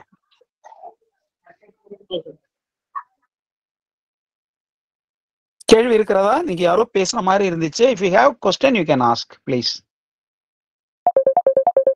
ஓகே, கேள்வி இல்லைன்னா நம்ம ப்ரொசீட் பண்ணலாம். அப்போ இந்த விசுவாசத்தை நாம ஒரு ஆதாரமாக எடுப்பதற்கு காரணம் என்னவென்றால், ஒன்று ஒரு super natural realities, okay, metaphysical things. இந்த உலகத்திற்கு, பௌதீகத்திற்கு அப்பாற்பட்ட காரியங்களை குறித்து நம்ம பேசும் பொழுது அதை புரிந்து கொள்வதற்கு இயற்கைக்கு அப்பாற்பட்ட புரிதல் முறை நமக்கு தேவை. அந்த புரிதல் முறைதான் விசுவாசம் என்று சொல்லுவது. அது எபிரேயருடைய நூலில் அழகா சொல்லப்பட்டிருக்கிறது. விசுவாசம் என்பது நம்பப்படுதவைகளின் உறுதி, காணப்படாதவைகளுடைய நிச்சயம். அப்ப நிறைய காரியங்கள் காணப்படாதவைகளைத்தான் நம்ம என்ன செய்கின்றோம், உண்மை என்று ஏற்றுக்கொள்ளுகிறோம். தேவனும் அப்படிதான். தேவன், நம்ம யாரும் தேவனை பார்க்கல, ஆனால் நம்ம நம்புகிறோம். ஏன் நம்புகின்றோம்? அவருடைய படைப்பு இருக்கிறது. அவருடைய படைப்பு இருப்பதனால், ஒரு படைத்தவர், சிருஷ்டிகர் இருந்தால்தான் இந்த சிருஷ்டிப்பு வரும் என்கிற ஒரு நம்பிக்கை நமக்கு இருக்கிறது.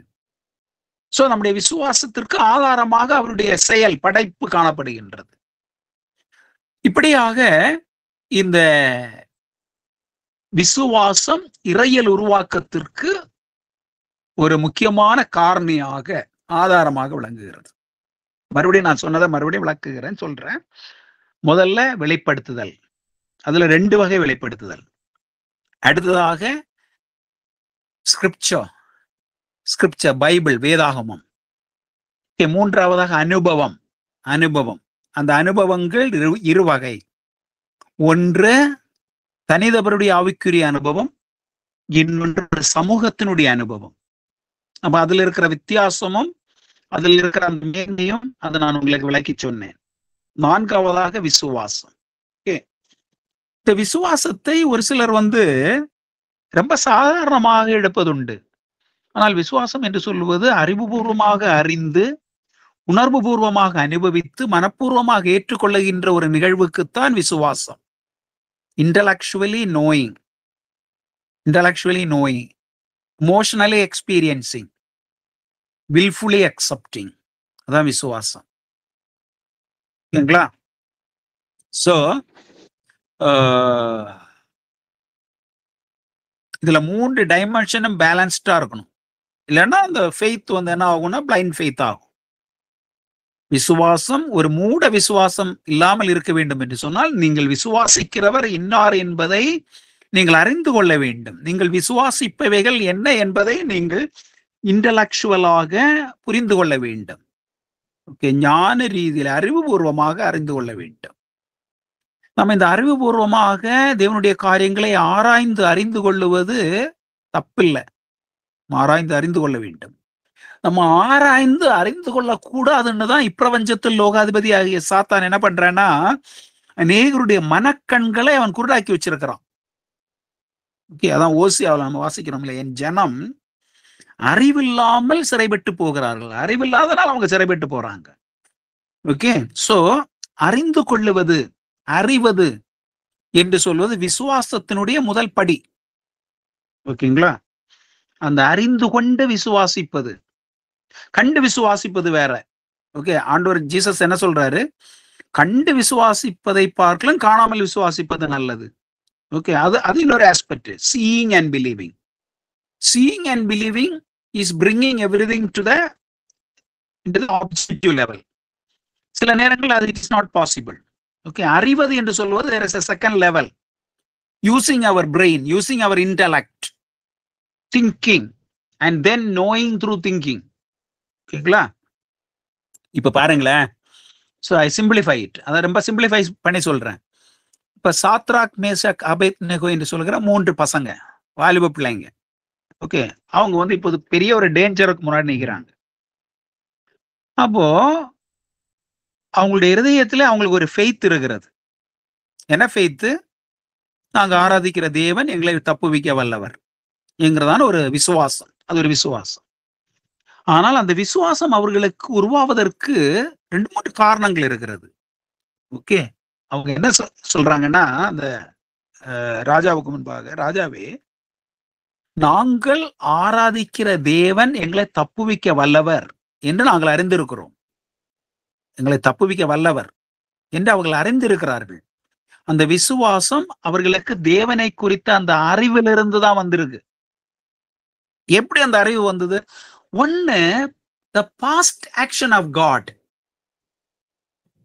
அவங்களுடைய முற்பிதாக்கள் அடிமைப்பட்டிருந்த போது ஆண்டுடைய அந்த ஓங்கின புயத்தை அவர்கள் அனுபவித்தார்கள். எகிப்திலே தேவன் செய்த காரியங்களை அவர்களுடைய முன்னோர்கள் அவர்களுக்கு சொல்லி இருக்கிறார்கள். அவர்களுடைய தோரால் எழுதப்பட்டிருக்கிறது, அவர்களுடைய நெபீம்ல எழுதப்பட்டிருக்கிறது, அவர்களுடைய ரைட்டிங்ஸ்ல அது எழுதப்பட்டிருக்கிறது. அதுக்கப்புறம் அந்த வனாந்தரத்திலே தேவன் எவ்வளவு அற்புதங்களை செய்தார் என்று அவர்களுடைய முன்னோர்கள் அவர்களுக்கு சொல்லி இருக்கிறார்கள். சோ இப்ப நெபுகத்நேசர் ராஜாவுடைய கட்டளைக்கு முன்பதாக இவர்கள் அந்த past events of God, fast works of God அவங்களுடைய மெமரியில் அது வருது. என்ன வருது? தாவீதினுடைய ஈவெண்ட் வருது, மோசேனுடைய ஈவெண்ட் வருது, ஆபிரகாமுடைய ஈவெண்ட் வருது. ஒவ்வொரு இஸ்ரவேலனும் அவங்களுடைய வாழ்க்கையிலே ஒரு டேஞ்சரை அவங்க ஃபேஸ் பண்ணும் பொழுது இந்த chains of event come before them. எங்களுடைய முற்பிதாக்கள் அவங்க டெட் சீக்கு முன்னாடி வந்தபோது டெட் சீ அவங்களுக்காக திறந்துச்சு. யோர்தானுக்கு முன்பாக இருந்தபோது யோர்தான் அவர்களுக்கு வழிவிட்டுருச்சு. அவர்களுக்கு எதிராக அநேக நாடு மக்கள் வந்து யுத்தத்திற்கு வந்தபோது கடவுள் அவர்களை அற்புதமாக விடுவித்தார். இந்த மாதிரியான past events in the history, it is coming back to their mind. So they are knowing God, through the past events. ஓகேங்களா? So that is knowing God. அது அவங்களுக்கு ஒரு விசுவாசத்தை கொடுக்கிறது. அதனாலதான் நம்ம சர்ச்ல வந்து ஆண்டுடைய வசனத்தை போதிக்கிறோம். ஏன் வசனத்தை போதிக்கிறோம்? அந்த மாதிரி போதிக்கும் பொழுது மக்களுக்கு விசுவாசம் உருவாகிறது. அந்த விசுவாசம் உருவாகும் பொழுது மக்கள் வந்து என்ன பண்றாங்க? கடவுளை நம்ப ஆரம்பிக்கிறாங்க. சோ ஃப்ரெண்ட்ஸ், விசுவாசம் எப்போதும் கேள்வியினால் வருகிறது. அந்த கேள்வியினால் நமக்கு அறிவு வருகிறது. வசனம் அதை ரொம்ப ஆதரிக்கிறது. வசனம் என்ன சொல்கிறது? ஒன்றான தேவனையும் அவர் அனுப்பின அவருடைய குமாரனையும் அறிவதே நித்திய ஜீவன். அறிவது, knowing is eternal life. Okay, so இந்த அறிவு தவிர்க்க வேண்டும் என்று யாராலும் சொல்லுகிறார்கள் என்று சொன்னால் அது பிப்ளிக்கல் அல்ல. விசுவாசத்தினுடைய ஒரு முதல் படி என்று சொல்லுவது, நீங்கள் விசுவாசிக்கிறவர், நீங்கள் விசுவாசிப்பது என்னது, இன்னார் என்பதை தெளிவாக நீங்கள் அறிய வேண்டும், அறிந்து கொள்ள வேண்டும். ஓகே, ரெண்டாவது அது ஒரு லெவல், இன்டலெக்சுவல் லெவல். ரெண்டாவது அந்த இன்டலெக்சுவல் லெவல், உங்களுடைய mind that should now come to your heart. அதை நீங்கள் அனுபவிக்க வேண்டும், இமோஷனலா, உணர்வுபூர்வமாக அனுபவிக்க வேண்டும். ஓகேங்களா? அது எப்படி அனுபவிக்கிறது? ஓகே, தேவனை பற்றி நீங்க பல காரியங்களை அறிந்திருக்கிறீர்கள், அதை நீங்க இன்னும் அனுபவிக்கல. அது நீங்க எப்படி அனுபவிக்கிறீங்க? அந்த அனுபவம் வெவ்வேறான விதத்துல வருகிறது. இப்ப பாருங்க, நீங்க வந்து ரொம்ப உடம்பு சரியில்லாம படுத்துட்டு இருக்கிறீங்க. ஓகே, நீங்க வந்து you are experiencing so sick and doctor வந்து ஏதோ ரீசன் சொல்றாரு, ஆனா நீங்க ப்ரேயர் பண்றீங்க, God is healing you. அது வந்து நீங்க அனுபவிக்கிறீங்க, தேவனை உங்களுடைய தனிப்பட்ட வாழ்க்கையில நீங்க அனுபவிக்கிறீங்க. உங்களுக்கு வந்து ஒரு நிறைய எக்கனாமிக்கல் டிஃபிகல்ட்டி இருக்கிறது, நிறைய ஒரு ஃபினான்ஷியல் ஸ்ட்ரகிள் இருக்கிறது. Okay, you tried your level best, ஆனா உங்களால அதை ஸ்டடி பண்ண முடியல. Now you are falling back to God and praying, kneeling down and praying, trusting God. Okay, அதுக்கப்புறம் வந்து உங்களுக்கு மிராக்குலஸாக அதெல்லாம் செட்ரைட் ஆகுது. அப்ப நீங்க என்ன பண்றீங்கன்னா, தேவனை நீங்க அனுபவிக்கிறீங்க. Okay, your knowledge about God becomes your experience now. ஓகேங்களா?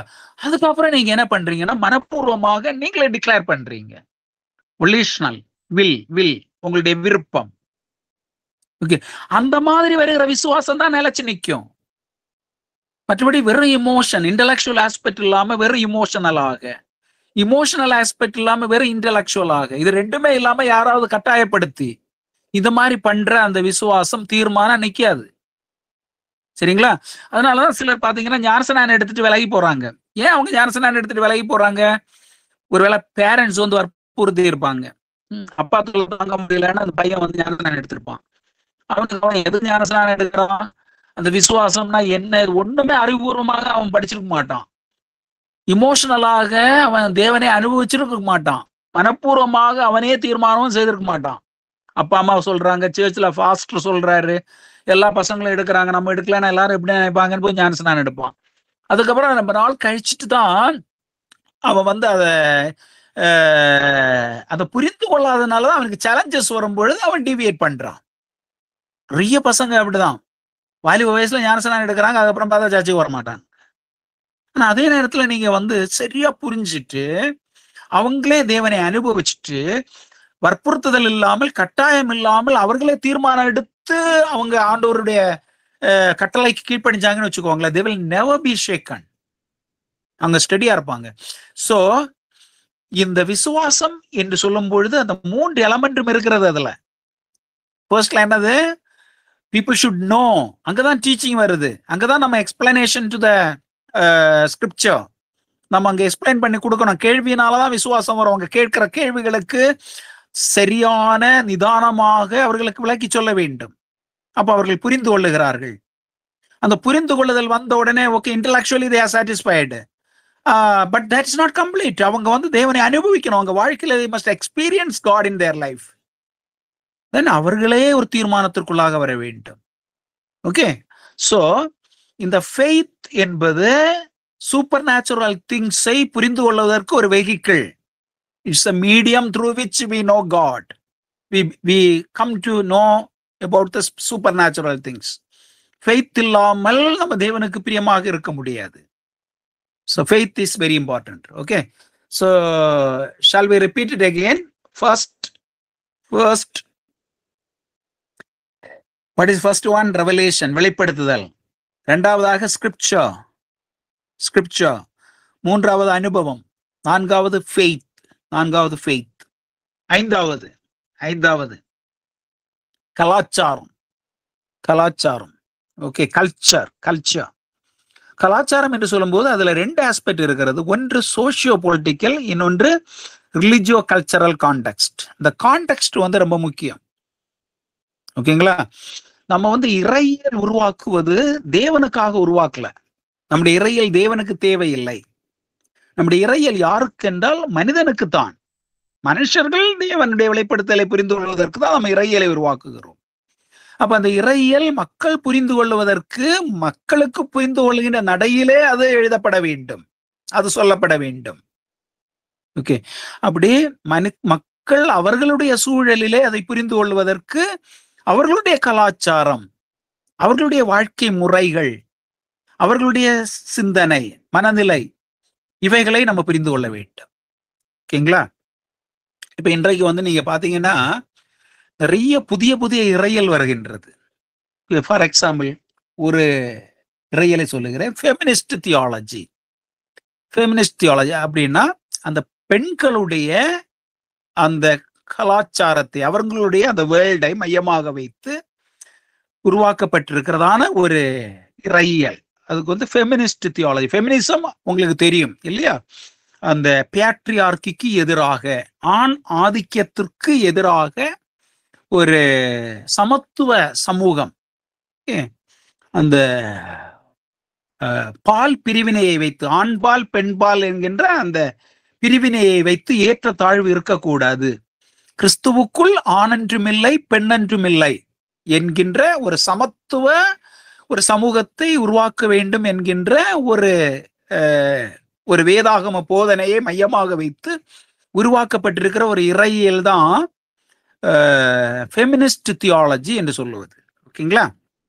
இப்போ நீங்க வந்து அந்த பழைய ஏற்பாட்டு சூழல், அப்போஸ்தலனாகிய பவுல் அவர்களுடைய சூழ்நிலையை பார்க்கும் பொழுது அந்த காலகட்டமானது ரொம்ப என்ன சொல்றது, ஒரு அந்த காலத்து காலகட்டம். அப்ப வந்து ரொம்ப பேட்ரியார்க்கி, ஆணாதிக்கம் இருந்த ஒரு சமூகம் அது. அப்ப வேதத்துல இருக்கிறதான சில விளக்கங்கள் நாம பார்க்கும் பொழுது அந்த சூழலில் எழுதப்பட்டிருக்கிறதுனால கொஞ்சம் ஏற்றத்தாழ்வுகள் இருக்கிற மாதிரி இருக்கும். ஓகேங்களா? ஆனால் நம்ம புதிய ஏற்பாட்டுல வரும் பொழுது கிறிஸ்துவுக்குள் ஆணென்றும் பெண்ணென்றும் இல்லை என்று பவுல் சொல்றாரு. பாத்தீங்களா? கிறிஸ்துவுக்குள் அடிமை என்றும் இல்லை, சுயாதீனம் என்றும் இல்லை, கிரேக்கன் என்றும் இல்லை, யூதன் என்றும் இல்லை, ஆண் என்றும் இல்லை, பெண் என்றும் இல்லை, எல்லாரும் சமம். இந்த வேற்றுமைகள், ஏற்றத்தாழ்வுகள் ஏன் வந்தது என்று சொன்னால் அது பாவத்தின் விளைவாகத்தான் வந்திருக்கிறது. ஓகே, சோ யூதர்களுடைய ஆதி கிறிஸ்தவர்களுடைய புரிந்து கொள்ளுதல்ல அவர்கள் அதை தியாலஜிக்கல் ஒரு டிஃபரன்ஷியேட் பண்ணி அவங்க பார்த்தாங்க. இன்றைக்கு அதுக்கு வந்து ஒரு சரியான புரிதல் வந்த போது அதை நம்ம மாற்றி புரிந்து கொள்கிறோம் இன்றைக்கு. அப்ப அன்றைக்கு பவுல் எழுதும்போது என்ன எழுதுறாரு? ஆதாம் தேவனுடைய சாயலே படைக்கப்பட்டார், ஏவாள் ஆதாமுடைய சாயலே படைக்கப்பட்டாள். ஆகவே ஆதாம் சுப்பீரியர், ஏவாள் இன்ஃபீரியர். இது பவுலுடைய நிருபத்துல நம்ம பார்க்கிறோம் இல்லையா, புதிய ஏற்பாட்டுல பார்க்கிறோம். இப்ப அதை நம்ம இன்றைக்கு எப்படி புரிந்து கொள்ளுகிறோம்? ஆதாம் தேவனுடைய சாயலே படைக்கப்பட்டார், ஏவாள் ஆதாமுடைய சாயலே படைக்கப்பட்டாலும் ஆதாம் தேவனுடைய சாயல் தானே, அப்ப ஏவாளும் தேவனுடைய சாயல் தானே. அங்க வேற்றுமை ஏற்றத்தாழ்வு அதை பேஸ் பண்ணி வர வேண்டிய அவசியம் இல்லையே. 1 is equal to 2 and 2 is equal to 3, 1 is equal to 3. இப்ப அங்க அந்த ஆர்குமெண்ட் என்ன? தேவன் அந்த முக்காடுறதுல வச்சுதான் அந்த ஆர்குமெண்ட பவுல் சொல்றாரு. என்ன சொல்றாரு? ஆண்கள் தேவனுடைய சாயலே படைக்கப்பட்டார்கள், ஆகவே அவர்கள் முக்காடு போட வேண்டிய அவசியம் இல்லை. சகோதரிமார்கள் ஆதாமுடைய சாயல், மனுஷனுடைய சாயல்ல படைக்கப்பட்டாங்க, அதனால முக்காடு போடுறோம். It is Jewish understanding. அவங்களுடைய கலாச்சாரத்தின்படி அவர்கள் அதை புரிந்து கொள்கிறார்கள். இன்றைக்கும் நீங்க அது யூத சமயத்துல, இஸ்லாமிய கலாச்சாரத்துல அது வெகுவாக பின்பற்றப்படுகிறது. கிறிஸ்தவம் ஒரு எலைட்டன்ட் சொசைட்டி. இதுல நாம அதை எப்படி புரிந்து கொள்கிறோம் என்றால், கிறிஸ்துவுக்குள் ஆணென்றும் பெண்ணென்றும் இல்லை. தேவன் ஃபர்ஸ்ட்ல ஆதாமை சிருஷ்டிக்கிறார், தேவனுடைய சாயலை சிருஷ்டிக்கிறார். அந்த ஆதாமுடைய சாயல் தேவனுடைய சாயலாக இருந்தது. அந்த ஆதாமுடைய சாயல் ஏவாளை படைத்தால் ஏவாளும் தேவனுடைய சாயல்ல இருக்கிறார். ஓகேங்களா? இந்த உலகத்திற்கு கிறிஸ்டியானிட்டி ஆஃபர் பண்ண ஒரு மிகப்பெரிய கான்ட்ரிபியூஷன் என்னன்னா, சகோதரத்துவம், சமத்துவம் என்கின்ற அந்த கோட்பாடு. ஓகே, ஆதிக்கம் இல்லாத ஒரு சமத்துவமான ஒரு சமூகம் தான் kingdom of God. Okay, kingdom of God, தேவனுடைய ராஜ்யம். அந்த தேவனுடைய ராஜ்யத்துக்குள்ள பாகுபாடு இல்லை, எந்த பாகுபாடும் இல்லை. அடிமை என்றும் சுயாதீனம் என்றுங்கிற அந்த பாகுபாடு கிங்டம் ஆஃப் காட்ல கிடையாது. ஏழை என்று மணக்காரன் என்றும் கிடையாது. சமத்துவமான ஒரு சமூகம், அதான் தேவனுடைய ராஜ்யம். அப்போ இன்றைக்கு சகோதரிமார்கள் இந்த வேத வசனத்தை சரியாக புரிந்து கொண்டு, வேதத்திலே விளக்கப்படாத நிறைய நிகழ்வுகள், ஓகே, அதை அவர்கள் எடுத்து இன்றைக்கு அந்த முழு வேதாகமத்தையும் அந்த பெண்களுடைய சமத்துவம் என்கின்ற அந்த மையக்கருவை மையமாக வைத்து எழுதுகிறார்கள். அதான் ஃபெமினிஸ்ட் தியாலஜி நம்ம சொல்றோம். ஓகேங்களா? இப்போ ஃபார் எக்ஸாம்பிள், அதுக்கு ஒரு எக்ஸாம்பிள் சொல்றேன். இப்போ தேவனை நம்ம ஒரு பிதாவாக சித்தரிக்கிறோம். வேதத்துல அதுக்கு நிறைய விளக்கங்கள் இருக்கிறது. இயேசு கிறிஸ்து கூட சொல்றாரு இல்லையா, பரலோகத்தில் இருக்கிற எங்கள் தகப்பனே, பரலோகத்தில் இருக்கிற எங்கள் பிதாவே, அவர் ஹெவன்லி ஃபாதர் அப்படின்னு சொல்றாரு. ஓகே, அப்போ இந்த மக்கள் எல்லாரும் காலகாலமாக எப்படி புரிஞ்சிட்டு இருக்கிறாங்கன்னா, தேவன் ஒரு அப்பாவாக இருக்கிறார், அந்த ஒரு மேல் கேட்டகரி. ஆனால் இறையியல் படிக்கும் பொழுது தேவனுக்கு ரூபம் இல்லை, தேவனுக்கு பாலினம் இல்லை. தேவன் பியாண்ட் ஹியூமன் செக்ஸ், ஆண் பெண் என்கின்ற பாலுக்கு அப்பாற்பட்டவர் தான் தேவன். ஆனால் தேவனுடைய சில பண்புகளை சொல்லுவதற்கு அப்பா என்கின்ற அந்த கேரக்டர் யூஸ் பண்ணப்பட்டிருக்கிறது. அதே போல அந்த அம்மாவுடைய கேரக்டரும் யூஸ் பண்ணப்பட்டிருக்கிறது. ஒரு தாய் தன் பாலகனை மறப்பாளோ, அவள் மறந்தாலும் நான் உன்னை மறப்பதில்லை. ஒரு தாய் என் பிள்ளையை தேற்றுவது போல நான் உன்னை தேற்றுவேன். பாருங்க, தேவனை ஒரு தாயினுடைய குணாதிசயத்திற்கு, பண்புக்கு இணைத்து தேவனுடைய பண்பை சொல்லப்பட்டிருக்கிறது. அப்ப இந்த ஃபெமினிஸ்ட் தியாலஜி என்ன பண்ணுதுன்னா,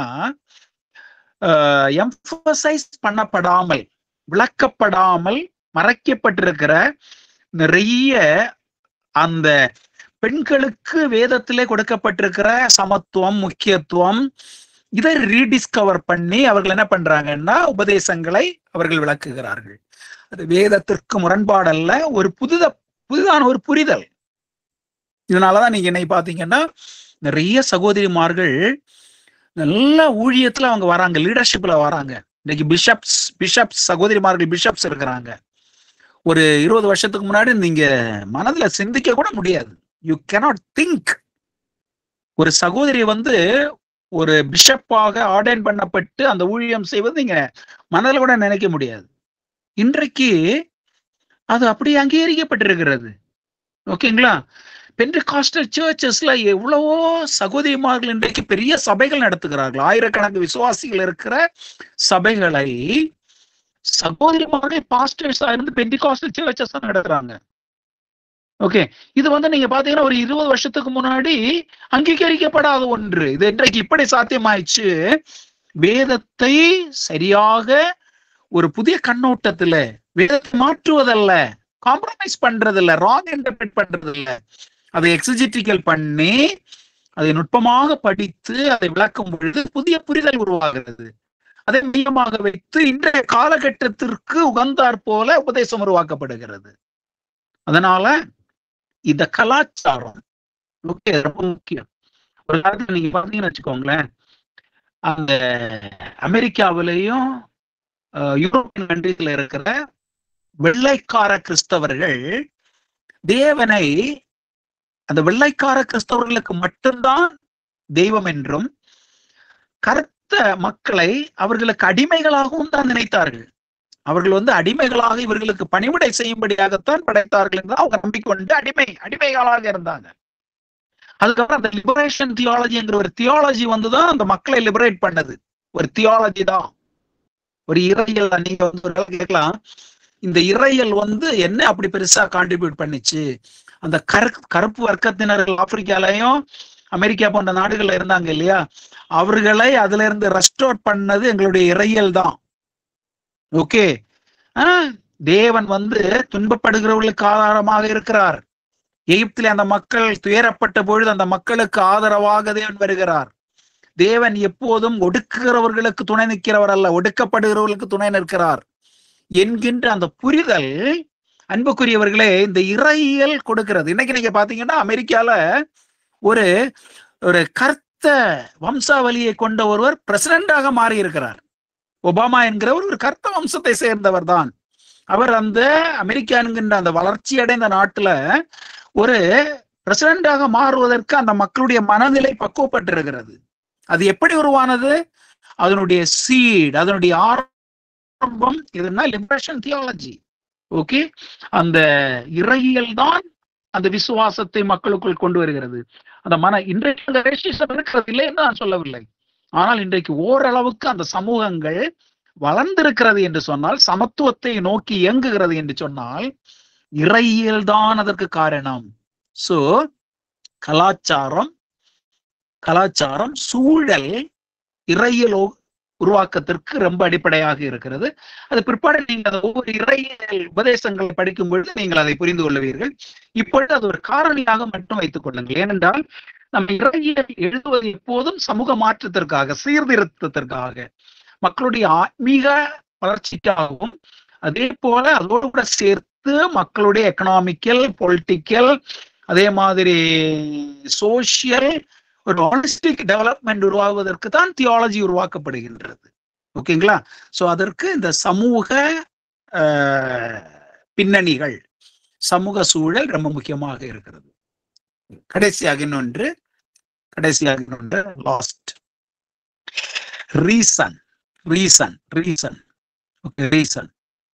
ரீசன் அப்படின்னா நம்ம அந்த கேள்வி கேட்டு படிக்கின்ற முறை.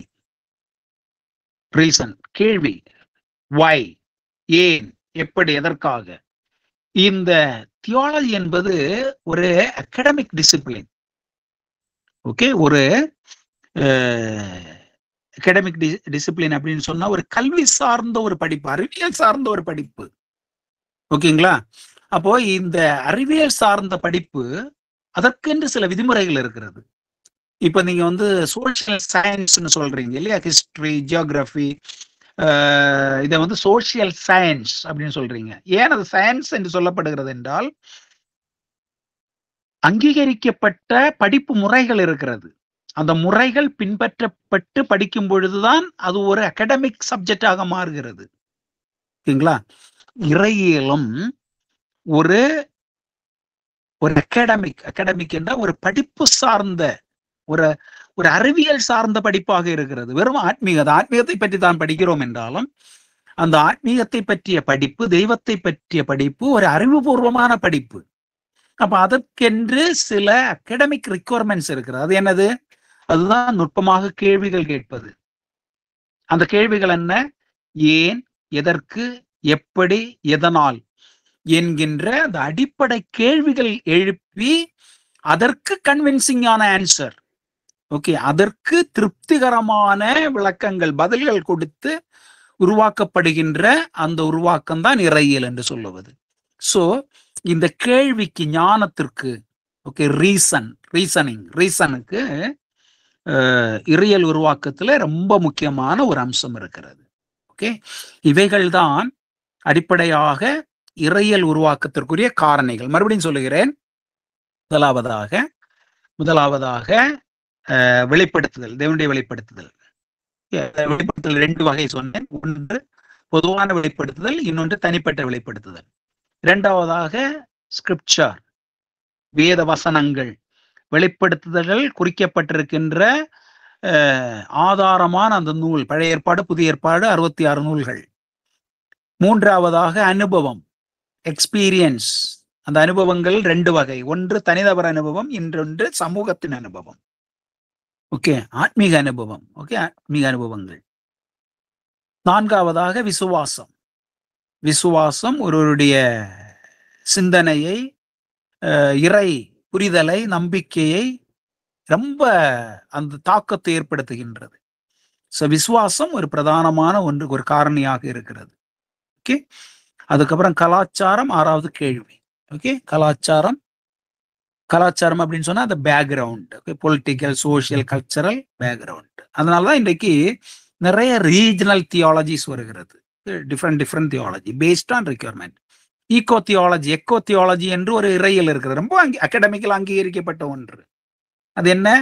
இன்றைக்கு பாத்தீங்கன்னா நம்முடைய உலகமே வெப்பமயமாகுதலினால் ரொம்ப துன்பங்களை மக்கள் சந்தித்துக் கொண்டிருக்கிறார்கள். ஓகே, இந்த எர்த்தை, நாம வாழ்கிறதான இந்த உலகத்தை, இந்த எர்த்தை பாதுகாக்கிற ஒரு பொறுப்பு இருக்கிறது. அது நம்ம சும்மா சொன்னோம்னா யாரும் கேட்க மாட்டாங்க. அது ஒரு இறையியல் ரீதியாக வேதம் சொல்லுகிறது, கர்த்தருடைய வார்த்தை சொல்லுகிறது என்று நம்ம அதை விளக்கி மக்களுக்கு புரிய வைக்கும் பொழுது they will become responsible citizens who would safeguard the earth. Plastic பை அங்கெங்கேயும் போட மாட்டாங்க, வேஸ்ட்டை ப்ராப்பரா டிப்போஸ் பண்ணுவாங்க. புகை வருகிற வாகனங்களை யூஸ் பண்ண மாட்டாங்க. ஒரு ஃபேக்டரி நடத்துறவங்க அந்த ஃபேக்டரியை சரியான கவர்மெண்ட் நார்ம்ஸ் வச்சு அந்த ஃபேக்டரியை நடத்துவாங்க. அவர்களுடைய இடங்களிலே மரங்களை நடுவார்கள்.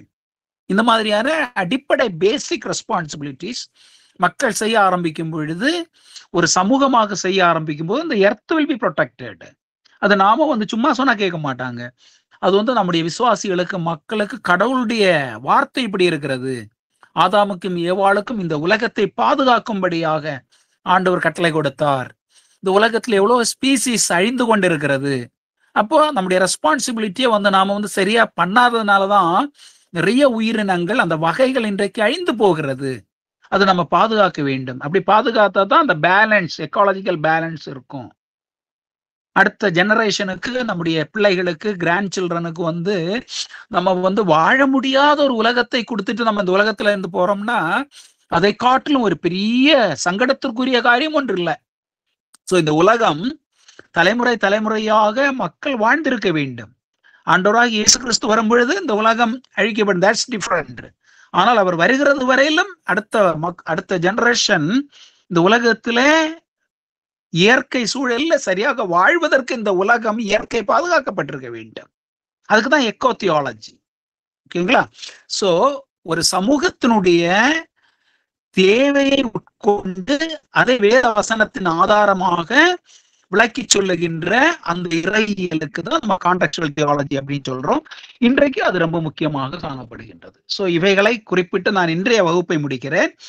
அடுத்த வகுப்புல இறையியலே நம்ம படிக்கின்ற அடிப்படை 10 உபதேசங்கள் இருக்கிறது. அந்த உபதேசங்களை சொல்றேன். அடுத்த கிளாஸ்ல இருந்து நம்ம ஆரம்பிக்கலாம். முதல்ல தியாலஜி ப்ராப்பர் அப்படின்னா தேவனை குறித்த படிப்பு, டாக்ட்ரின் ஆஃப் காட், தேவனை பற்றிய கோட்பாடு, டாக்ட்ரின் ஆஃப் காட். இரண்டாவதாக பிப்ளியாலஜி அப்படின்னா வேத வசனங்கள், வேத சாஸ்திரம், வேதாகம கோட்பாடு இரண்டாவது. மூன்றாவது ஆந்த்ரோபாலஜி, மனித சாஸ்திரம், மனித கோட்பாடு, that is the third one. 4th one பாவையியல், பாவசாஸ்திரம், ஹமார்டியாலஜி, பாவசாஸ்திரம். 5வது கிறிஸ்து சாஸ்திரம் இல்லைன்னா கிறிஸ்துயியல், கிறிஸ்து கோட்பாடு, கிறிஸ்டாலஜி, கிறிஸ்துயியல், கிறிஸ்து சாஸ்திரம், கிறிஸ்து கோட்பாடு, எப்படி வேணாலும் சொல்லலாம், கிரைஸ்டாலஜி. ஓகே. 6வது டாக்டரின் ஆஃப் சால்வேஷன், சொட்டீரியாலஜி. அடுத்த வகுப்புல நான் மறுபடியும் ரிப்பீட் பண்றேன். சொட்டீரியாலஜி அப்படின்னு சொன்னா டாக்டரின் ஆஃப் சால்வேஷன், ரட்சிப்பு சாஸ்திரம், ரட்சிப்புயியல், ரட்சிப்பு கோட்பாடு. அதுக்கப்புறம் நியூமேட்டாலஜி அப்படின்னா பரிசுத்தாவியை குறித்த புரிதல், பரிசுத்தாவியை குறித்து படிப்பது. ஓகே. பரிசுத்தாவியியல், பரிசுத்தாவி சாஸ்திரம், பரிசுத்தாவி கோட்பாடு. Okay. Doctrine of the Holy Spirit, pneumatology. அடுத்து வந்து எக்லிஷியாலஜினா திருச்சபையை பற்றிய சாஸ்திரம், திருச்சபை கோட்பாடு, சபையை பற்றிய கோட்பாடு. டாக்டரின் ஆஃப் த சர்ச், எக்லிஷியாலஜி. அதுக்கப்புறம் ஏஞ்சலாலஜி, தூதர்களை குறித்து, நல்ல தூதர்களை பற்றியும் கெட்ட தூதர்களை பற்றியும் அதில் படிப்போம். அந்த டெமனாலஜி. சோ தூதர்களை பற்றிய அந்த கோட்பாடு ஏஞ்சலாலஜி. ஓகே. கடைசியில எஸ்கட்டாலஜி அப்படின்னா வருங்காலத்துல நடக்க போகிற நிகழ்வுகளை பற்றி, எதிர்காலத்துல நடக்க போறதை பற்றி வேதம் என்ன சொல்லுகின்றது அதை பற்றிய புரிதல். Doctrine of the future, doctrine of the end times, eschatology. So அடுத்த கிளாஸ்ல நான் அதை ரிப்பீட் பண்றேன். இந்த 10 டாக்டரின்ஸை தான் ரியல் டாக்டரின்ஸ், ஓகே, இறையியல் கோட்பாடாக வேதத்தையும் அதே மாதிரியாக இறையியல் வல்லுநர்களுடைய அந்த புரிதலையும் மையமாக வைத்து நாம் இதை விளக்குகிறோம். நான் சென்ற வாரத்துல சொன்ன நூல்களை மறுபடியும் ஞாபகப்படுத்துகிறேன். அதை நீங்கள் தயவு செய்து அதை நீங்க ரெஃபர் பண்ணுங்க. It will be very useful. இல்லைன்னா நான் ஏதோ பேசிட்டு இருப்பேன், நீங்க ஏதோ கேட்டுட்டு இருப்பீங்க, உங்களுக்கு இந்த இறையியல் வந்து புரியாது. ஏன்னா இந்த இறையியல் கல்லூரியில படிக்கிற பிள்ளைகள் வந்து அவங்க ரெகுலரா அந்த புக்ஸ் வாசிப்பாங்க. நாங்க அசைன்மெண்ட் கொடுப்போம், ரீடிங் ரிப்போர்ட் அவங்க சப்மிட் பண்ணணும், அவங்க அதை ஃபெமிலியரா இருப்பாங்க. நீங்க வந்து இந்த உலக பிரகாரமான வேலைகள் ஊழியங்கள் எல்லாம் செய்துட்டு வகுப்புக்கு வரும்போது இந்த இறையியல் வார்த்தைகள் வந்து நம்ம எவ்வளவுதான் சிம்பிளா சொன்னாலும் சில காரியங்கள் வந்து உங்களுக்கு கொஞ்சம் தூரமாக இருக்கிற மாதிரி இருக்கும். ஆனால் அந்த நூல்களை நீங்க கொஞ்சம் ரெஃபர் பண்ணீங்கன்னு வச்சுக்கோங்களேன், அது வந்து உங்களுக்கு ரொம்ப யூஸ்ஃபுல்லா இருக்கும். So MJ Erickson Christian theology, Henry Thiessen lectures in systematic theology, போன வகுப்புல நான் உங்களுக்கு இன்ட்ரடியூஸ் பண்ண அந்த புக்கை தயவு செய்து டவுன்லோட் பண்ணி படிங்க. கர்த்தர் உங்களை ஆசீர்வதிப்பார். நிறைய இடையூறுகள் வந்தது. அடுத்த வகுப்புல இந்த டிஸ்டர்பன்ஸ் இல்லாம நம்முடைய வகுப்பை நடத்துவதற்கு கர்த்தர் கிருபை கொடுப்பார். நம்ம ஜெபித்து நிறைவு செய்யலாம், ஜெபிக்கலாம். கிருபை நிறைந்த ஆண்டவரே, இறையியல் வகுப்புகளிலே அருமையான பிள்ளைகள் அர்ப்பணிப்போடு வாஞ்சியோடு வந்து கலந்து கொள்கிறார்கள். நாங்கள் இந்த இறையியல் பாடங்களை ஆண்டவரே வகுப்பிலே நாங்கள் பேசும் பொழுது இது எங்களுடைய விசுவாசத்தை இன்னும் அதிகரிக்க பண்ணட்டும் ஆண்டவரே. நாங்கள் இந்த உபதேச சத்தியங்களை சரியாக விளங்கி கொண்டு மற்றவர்களுக்கு போதிக்க, அநேகருக்கு ஆண்டவரே வார்த்தைகளை நாங்கள் சீராக விளக்கி சொல்ல, கேள்விகளுக்கு பதிலளிக்க, ஊழியத்திற்கு செல்கிறவர்களுக்கு அதற்குரிய பயிற்சிகளை நாங்கள் கொடுக்க, இந்த வகுப்புகள் எங்களுக்கு அதிகமாக ஆண்டவரே ஒரு நல்ல ஒரு புரிதலை எங்களுக்கு கொண்டு வரும்படியாக நாங்கள் ஜெபிக்கின்றோம். எல்லாவற்றுக்கும் மேலாக நாங்கள் எங்கள் தேவனோடு வைத்திருக்கிற அந்த ஐக்கியத்தின் ஆழத்துல இந்த வகுப்புகள் ஆண்டவரே எங்களை நடத்தி செல்வதாக நாங்கள் ஜெபிக்கின்றோம். இதுல கலந்து கொள்கிற யாவரையும் கர்த்தர் ஆசீர்வதித்தருளும். எப்பொழுதும் நாங்கள் கிறிஸ்துவிலே நிலைத்திருக்க, ஆவியிலே நிறைந்திருக்க கர்த்தர் எங்களுக்கு உதவி செய்யுங்க. எல்லா ஆசீர்வாதங்களும் ஆண்டவரே உம்முடைய பிள்ளைகளுக்கு கர்த்தர் தாரும் ஆசீர்வதியும். எங்கள் ஆண்டவராகிய இயேசு கிறிஸ்துவின் நாமத்தில் எங்கள் ஜெபம் கேளும் அன்புள்ள பரமபிதாவே. ஆமென்.